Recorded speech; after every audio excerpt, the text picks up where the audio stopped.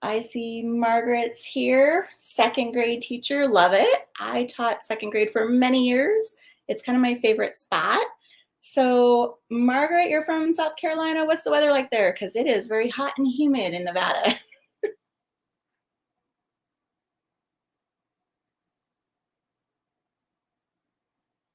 And Maggie in North Carolina. So you guys are neighbors. Welcome. And first grade. I loved first grade as well. So my sweet spot for teaching is kind of in the younger grades. So mostly first and second grade.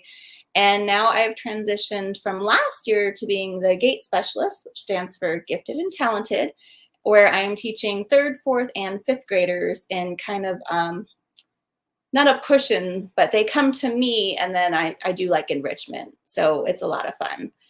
So I'm glad you guys are here. I want Brittany, welcome as well. Maryland. Oh, I bet it's beautiful there. I have not been to Maryland yet, but it is on my list to visit a lot more of the United States.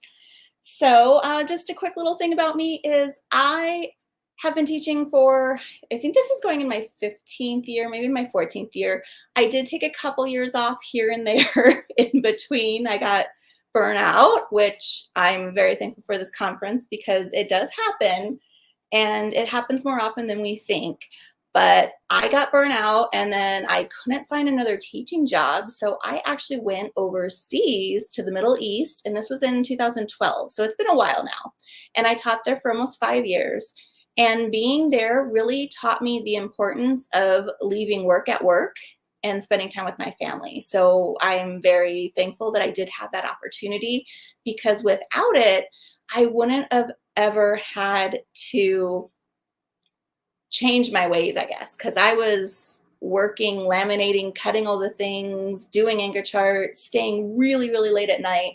And then I would volunteer for all the events. And it got to be a lot. And I'm sure a lot of you out there are feeling the same way as well.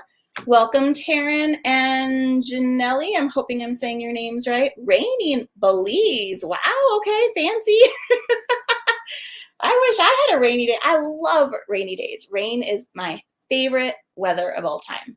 So I really want to know from those of you who are joining me, what is your struggle with writing? And then do you even have a writing curriculum? I'm really curious because I know a few districts are rolling out writing curriculums now, but not all of us have them. I know I don't, but they're going to start it in my district this year. Just teaching it. Yeah. Margaret, what grade do you teach? Oh, second grade.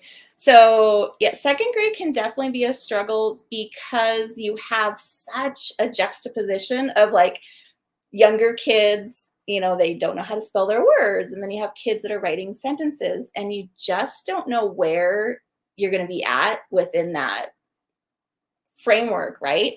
So that makes writing really hard.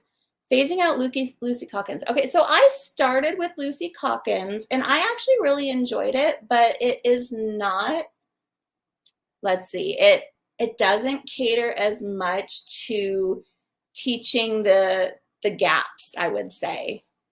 Not there. Oh, Brittany, yeah. So if you have like a reading curriculum, sometimes they sprinkle in writing, but it's not really a curriculum at all. So I would say my biggest struggle was always just hitting all of the students and like keeping them on point, right? Because you have one kid that they'll spend all day trying to write a word on the paper.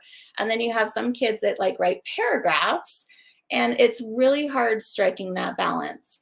So I don't know if you watched my session yet. Can you just put a yes in the comments if you watched my session already?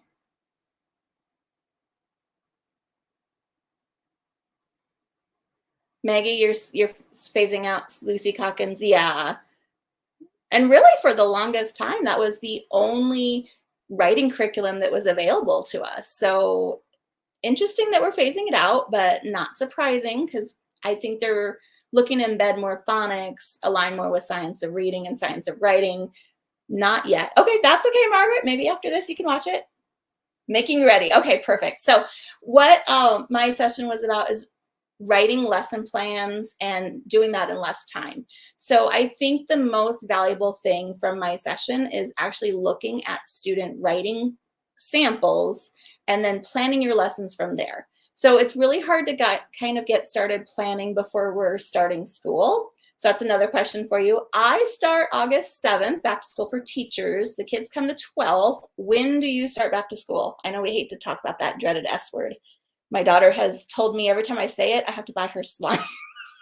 So I'm trying not to say it in the house. So hopefully it's not for a while yet. The 5th. Okay, pretty similar to me, Margaret. Not bad. Maggie, when do you start? Taryn, August 20. Oh, you got a little bit of, okay. Maybe you guys got out later than me. Taryn, the 21st. Okay, so Taryn and Maggie, you're the same. Interesting. I wish we went back a little bit later, to be honest, but we get out like end of May. So it's, you know, it's been a while, but I'm not ready to go back yet. You know, it's kind of like the dreaded Sundays. The 29th. Oh, so you go back really soon, Margaret. And Stephanie, the 14th.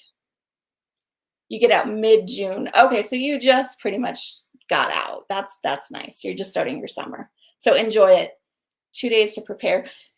Yeah, I don't know why they only give us such a short amount of time to prepare and then you jump right back in, right? And not only new school, new classroom, but Margaret, maybe you have new curriculum too, right? Because that always comes with new school sometimes. September 1st. Okay, Simona, I hope I'm saying your name right. I wonder, where are you coming from? Where do you teach? Where do you live? I must have missed it somewhere if you said it. Your summer break starts, oh, so you're still in school. Okay. Well, that last week is crazy, but good luck. Open court. Okay, I've heard of open court, but I've never actually used it. So Europe, okay, nice. All right, so let me get back to writing. So the first thing you want to do when you get back into the classroom is you want to do some kind of pre-assessment with your students. So while you're doing like those phonics screeners and stuff and pulling students for phonics screeners, this is a great time to give them some kind of writing assessment. I always start with personal narratives. I find it so much easier to teach using a personal narrative. So I will give them some kind of personal narrative prompt. And when I'm coming up with a prompt, I'm really thinking about what kind of standards do they have to do. And so I don't know if you've done it yet, but if you go to my session, you can get this free handout. You do have to sign up for my email, but it's from opinion writing. This is narrative in my hand. And then I have expository writing, and it goes K through 3rd grade. Let's hold it so you guys can see it. And so when I look at this, I'm looking at, okay, like I broke it down into the writing process. So what do they have to plan? What do they actually have to write? What do they have to do for revision, editing, and then publishing? So what exactly are they expecting for those objectives? Yes, personal narrative is good, right? It's easy to start. It's very relatable. Students are like, I can write about me, no problem, right? So you're not having as much struggles with them coming up with ideas if you start with personal narrative. If you're allowed to start where you want to start. So some districts I know tell you like you're doing opinion writing first. So hopefully that's not the case. If you get to choose, I would go with personal narrative for the win. So I'm looking here, let's do 1st grade. 1st grade, when they're planning, they have to draw events in sequence, choose from multiple planning organizers. So that means that you want to like lay out a couple different organizers and just have them choose one. If it's a pre-writing, I don't even have an organizer for them, to be honest. If they ask, I'll give them a plain piece of paper because I just kind of want to see like, what did they learn from last year's teacher, right? What do they remember? Because it's been a long summer for a lot of them. Hello, Erica. Welcome. No problem. We're just talking about getting started with our writing when we're going back to school. And there's a couple, I think there's one other person from North Carolina in here with us. So you're in good company. So let's see, what was I talking about? I always get so sidetracked. Okay, so personal narrative. You want to just give them like a blank piece of paper. So a paper with like a box at the top where they write a picture and then lines below it. For 4th grade, I'm assuming, Erica, you wouldn't even do that. You just hand them a piece of paper or tell them get out a sheet of notebook paper, but we want to do some kind of writing pre-assessment. And because it's narrative, we want to tie it to what they're starting to learn. So again, if I'm looking at first grade, they want to have a beginning, middle, and end using sequence words and story details and have some kind of closure. So, and then revision, they're going to add some dialogue. Okay, they're expected periods, capitals, word choices that you can help them with, and detailed pictures for events. So that's where I want to make sure I have those papers that have some kind of picture box. If I want to kind of encourage beginning, middle, and end, I might put the boxes so they're broken up into 3, so they have a beginning, middle, and end picture. But my personal narrative might be something like, tell me about a time you were excited in your life. So then they're just going to think about like, what was an exciting time? And then they can write about it and give it to me. And then when they're done, I'm going to analyze all the writing. And I talk about this in my session if you haven't seen it. So it'll be a good refresher later. And you're going to pile them into kind of like a beginning writing, the middle, like they're close to where they should be for on grade level, and like high. So low, medium, high piles. And then you're going to kind of look through them and you're going to gauge, like, do they start with capitals? Do they have that sense of story? Do they have beginning, middle, and end? And you're going to look for where the majority of your class is at. Now, I know there's been some years where I made my piles and my biggest pile was my lowest pile. So I'm going to teach predominantly to my low students, but I want to make sure that I'm trying to also get my medium and my high students, because they're going to be bored out of their mind if I'm focusing on my low students and they can't even like sound out a word, right? But I want to make sure that I am putting in some of those lessons about maybe stretching out my sounds. And if you're not familiar with me, I do have a podcast called the Shared Teaching Podcast. And very recently, I did do an episode on sounding out words. So I talk about my process of just getting kids to sound out and stretch out those sounds. So if you are interested in podcasts, I also have a blog post on it, but you are more than welcome to go to the Shared Teaching Podcast. I have it on most all platforms, and you can find the episode there. Like I said, it's one of the most recent ones. So you can get more information there. And I talk a lot about writing on my podcast, so that's always a good place to find information. And then you can always reach out to me. I'm Susan@sharedteaching.com for my email. So that is there for you too. So you're going to divide out those piles. You're going to look at them and you're going to kind of look to see what they already know, because if they already know how to write a capital and put a period, then that's not going to be your sole focus, right? But if they're really struggling with words on paper or a sense of story, then that's where you're going to plan the majority of your lessons. Does that make sense to all of you? Let me know in the chat. Give me like a yes, give me a no, give me what are you talking about? Let me know.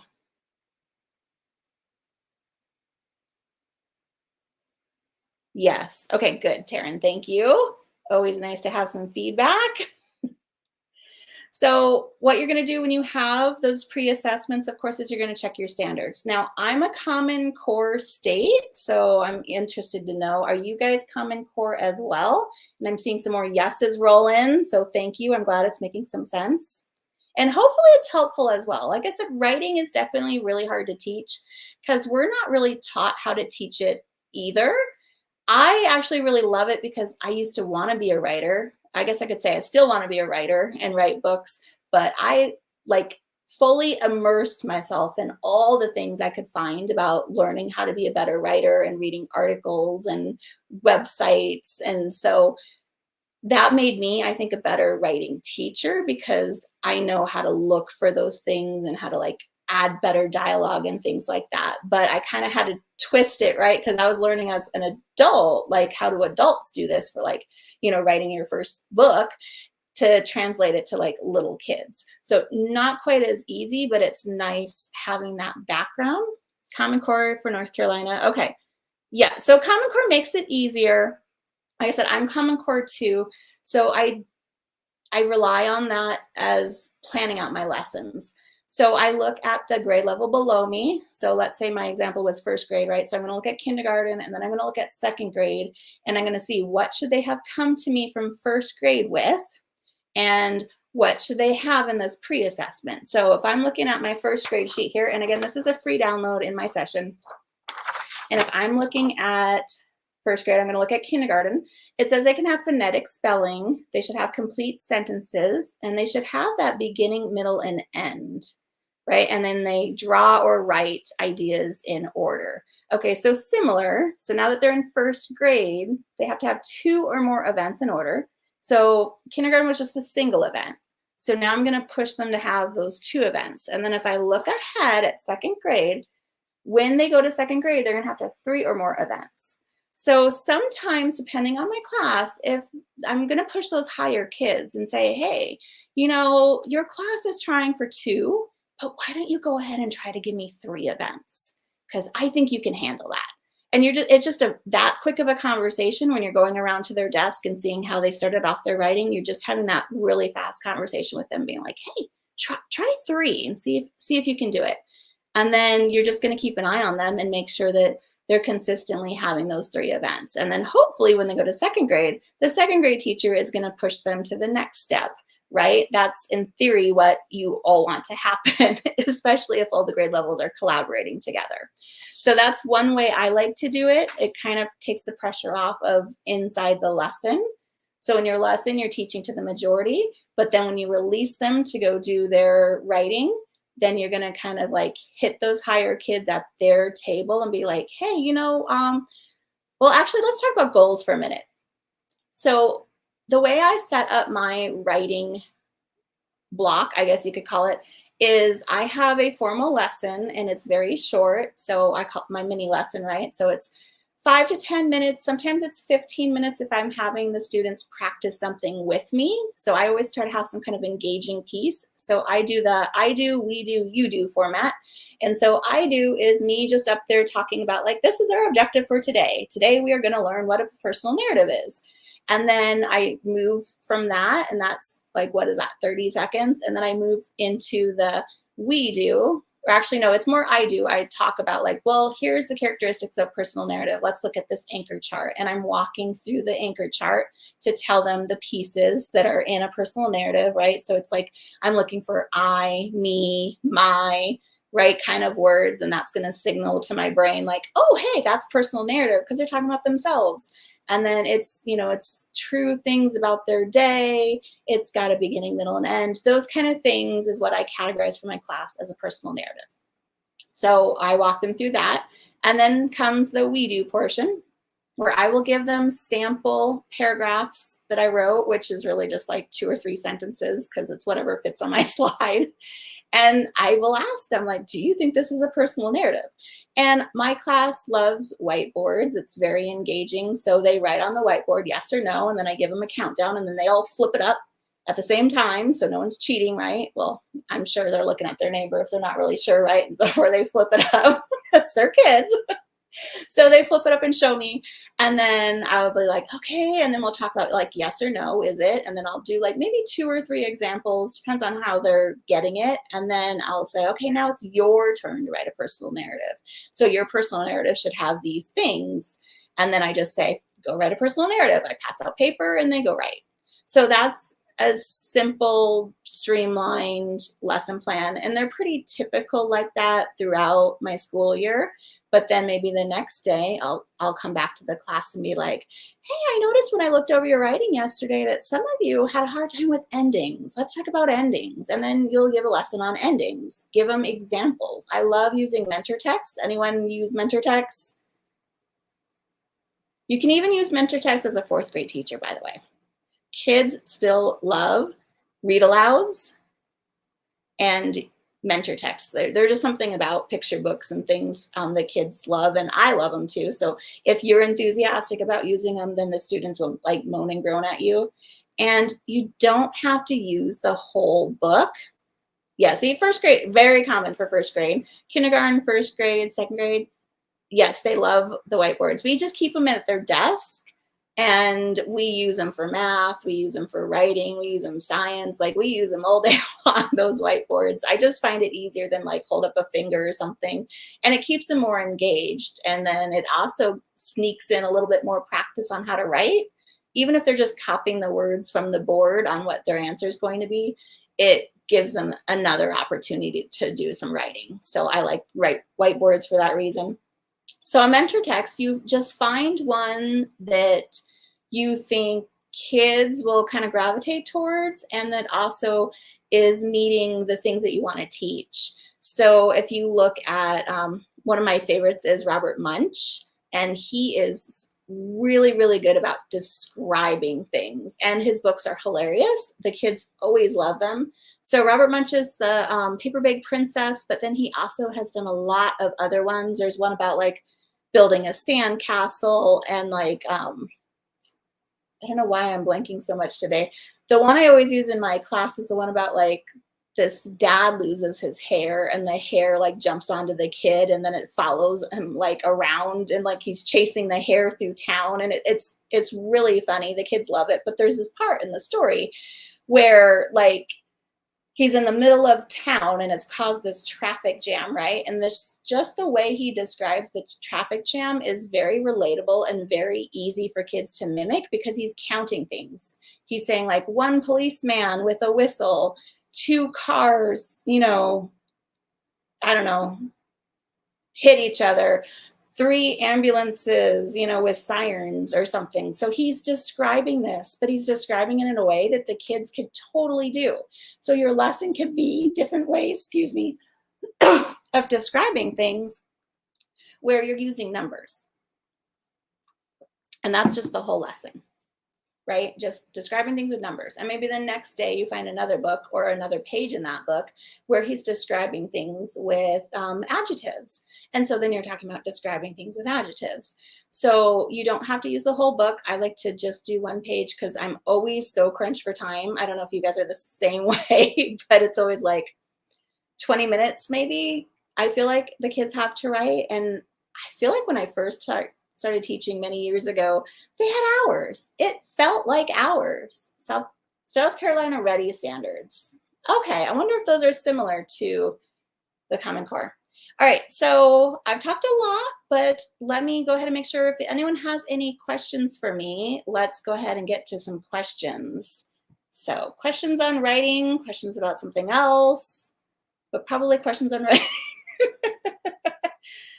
And then again, you can always email me. I'm very happy to reach out to people, and I have an email, susan@sharedteaching.com. If you sign up and get the free checklist here, I do not really weekly emails. I'm a full-time teacher, so I forget a lot, but you know, a couple times a month, maybe I'll send an email out, and that's a good way to stay in contact and get information about writing as well.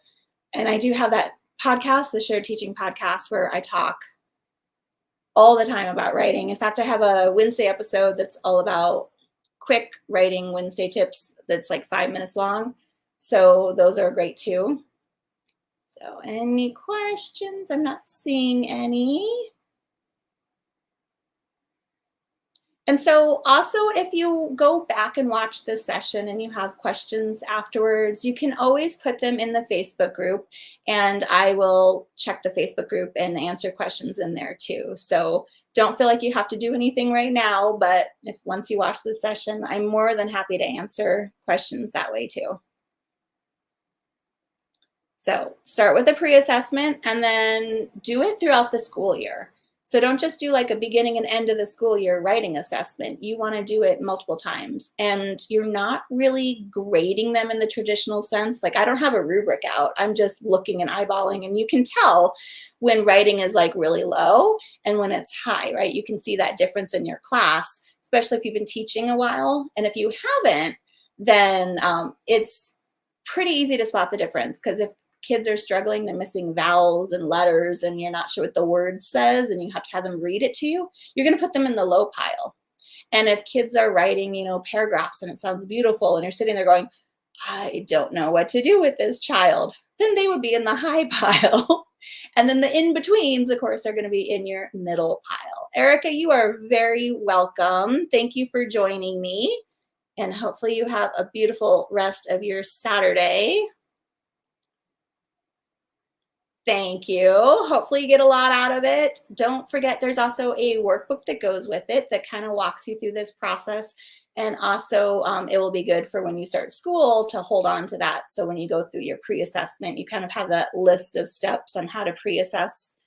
And so you want to make sure you're pre-assessing not only your personal narratives, but if you teach fiction narratives, you want to do a pre-assessment for that. If you teach opinion writing, you want to do a pre-assessment for that. And you want to give that prompt in a way that they're going to naturally gravitate towards writing that piece. So for example, for the personal narrative, I said, write about a time that you were excited, right? A time you were hurt, a time you were angry, a time you were happy, right? So talking about a day with that kind of emotion is a good personal narrative. But on the other hand, if you're doing fiction narratives, then maybe you want to say, write about what would happen if my dog suddenly started to talk, right? And so that's leaning it towards a fiction story. And then for opinion writing, something that you're going to get your opinion on, right? So tell me what you think about our new school uniforms this year. Would you rather have school uniforms or go back to choosing your own clothes every day? So that they have that choice of two things is your opinion writing prompt. Margaret, you are very welcome.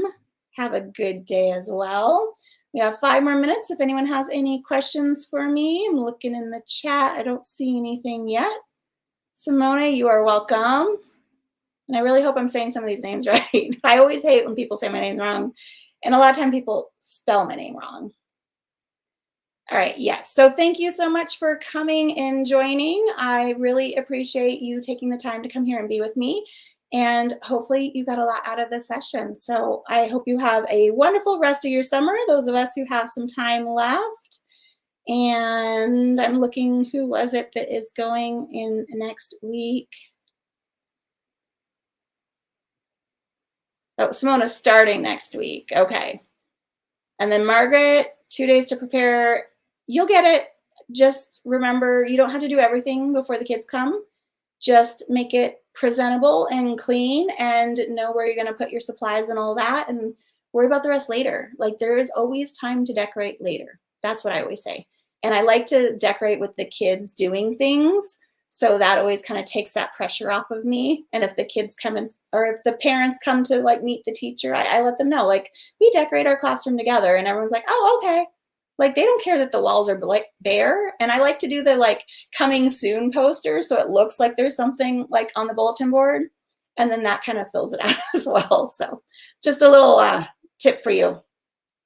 And my voice, sorry, it's very hot and muggy here today, so I woke up and my voice has been crazy as I'm in the morning over here. All right, again, thank you so much for watching. I really appreciated you coming, and I'll stay on for just a couple more minutes in case anyone has a question or anything. Margaret, you are welcome. I know that meet the teacher, it's always such a hectic day, rushing, trying to copy things. And you can do digital things too, right? Like, I've seen where people have had like an iPad or a computer out, and they just like scan a QR code or sign their name into a Google sheet. And then later you send them the packets and the information. Or you just tell them it's coming on the first day. You know, like, what are they going to do? Like, they're not going to fire you. They need teachers, right? So as long as you talk to them, you show them, like, you know what you're talking about. You have your ideas of like, this is the curriculum we're going to use. And, you know, this is how I run my classroom, or these are the things we do for classroom management. Then that's really all the parents are looking for. Speaking from a parent, you know, I just want to know that the teacher's nice and who's in the classroom with her. Right. And then just kind of look at it, be like, oh, okay, this is, I can place in my head when I'm at work and she's at school, what room she's in and what her surroundings look like. Right. That's kind of what I want to know as a parent, is just being able to have that visual of what my daughter is doing. And she's starting 5th grade. So I'm already a little nervous about middle school, which is like right around the corner. So we start middle school here in 6th grade, 6th and 7th. in eighth, and then they go into high school. So I'm not ready for that. So now she's the top of the class in fifth grade, right? She's the oldest kid in the school. So that's always a scary time.